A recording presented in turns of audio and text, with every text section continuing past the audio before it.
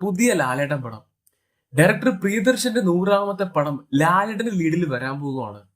ഇങ്ങനൊരു പ്രോജക്റ്റ് ഉണ്ടെന്ന് കുറെ മുമ്പേ ഒഫീഷ്യൽ അപ്ഡേറ്റ് വന്നിരുന്നതാണ്. ഇപ്പോ അത് കൺഫേം ആയിട്ടുണ്ട്. പ്രിയദർശൻ ഡയറക്ഷനിൽ ലാലേട്ടന്റെ ലീഡിൽ 2026 ഈ പടം ആരംഭിക്കും. പടത്തിന്റെ പേര് ഓൾറെഡി ഇതേ പേരിൽ ഫാസ്റ്റ് ഫാസിൽ ഒരു പടം ഉണ്ട്. എന്തായാലും ഈ പടത്തിന്റെ ടൈറ്റിൽ ഉൾപ്പെടെയുള്ള അനൗൺസ്മെന്റ് ഉടനെ ഉണ്ടാവും.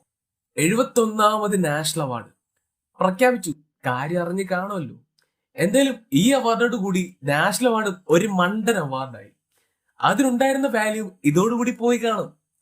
ഇതിൽ ഹൈലി ഡിസേർവ്ഡ് ആയിട്ടുള്ള അവാർഡുകളും ഉണ്ട്. ഞാൻ അതിനെ പറ്റിയല്ല പറയുന്നത്.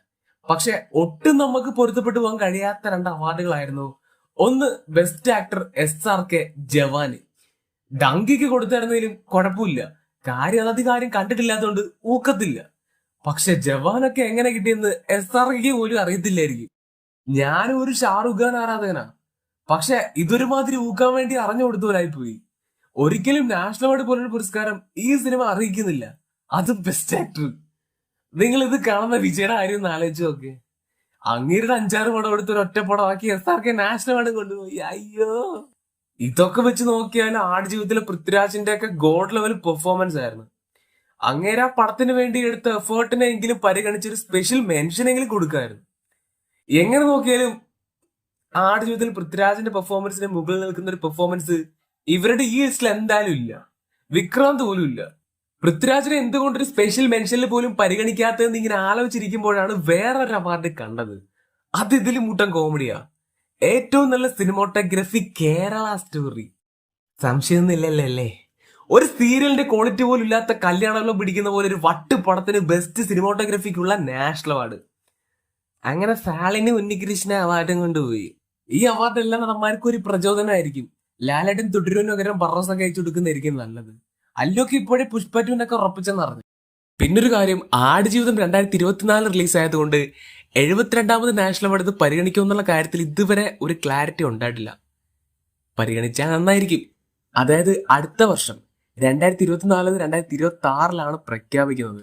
ആടുജീവിതത്തിന്റെ റിലീസ് 2024 ആണെങ്കിലും അവാർഡ് കാറ്റഗറി 2023 2026 ജനുവരി 9 ക്ലാഷ. ഒന്ന് ദളപതി വിജയ് നായകനാക്കി വിനോദ് ഡയറക്ട് ചെയ്യുന്ന ജനനായകൻ. പടം 2026 ജനുവരി 9 പൊങ്കൽ റിലീസായിട്ടാണ് എത്തുന്നത്. ഏതാണ്ട് അന്ന് തന്നെയാണ് ശിവകാർത്തികേയൻ, ജയൻ രവി, സുധാ കോങ്കര ടീമിന്റെ പരാശക്തിയും റിലീസ് ആവുന്നത്. ഇപ്പോ ഈ ക്ലാഷിലേക്ക് ഒരാൾ കൂടി വന്നിട്ടുണ്ട്. ക്ലാഷ് എന്ന് പറഞ്ഞാൽ കൊടും ക്ലാഷ് ആയിരിക്കും. പ്രഭാസ്. മാരുതി ഡയറക്ട് ചെയ്യുന്ന പ്രഭാസിന്റെ കോമഡി ഹൊറർ പടം രാജാ സാബും 2026 ജനുവരി 9 ഇപ്പോ റിലീസ് കൺഫേം ചെയ്തിട്ടുണ്ട്. അപ്പോ ഇത്തവണ ദളപതി പ്രഭാസും ആണ് നേർക്ക് നേർ വരുന്നത്.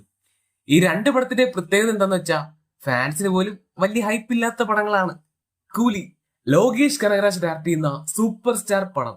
ഓഗസ്റ്റ് 14 പടം വേൾഡ് വൈഡ് റിലീസ് ആവുന്നത്. അങ്ങനെ കൂലി മാസമായി. തലവരുടെ പീക്ക് ആക്ഷൻ പടമായിരിക്കും കൂലി. ഇത്തവണ ഡ്രഗ്സും ഗൺസും ഒന്നുമില്ല. ഓൺലി അടി, നല്ല ചോര വെറുകുന്ന അടി.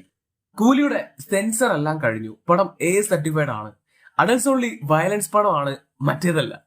ലിയോയില് ലോകേഷ് മാക്സിമം നോക്കിയ സാധനമാണ്. അത് ഇവിടെ കിട്ടി. എന്തായാലും കൂലിയിൽ യാതൊരു ലിമിറ്റും ഇല്ലാതെ വയലൻസ് കാണിച്ചിരിക്കും.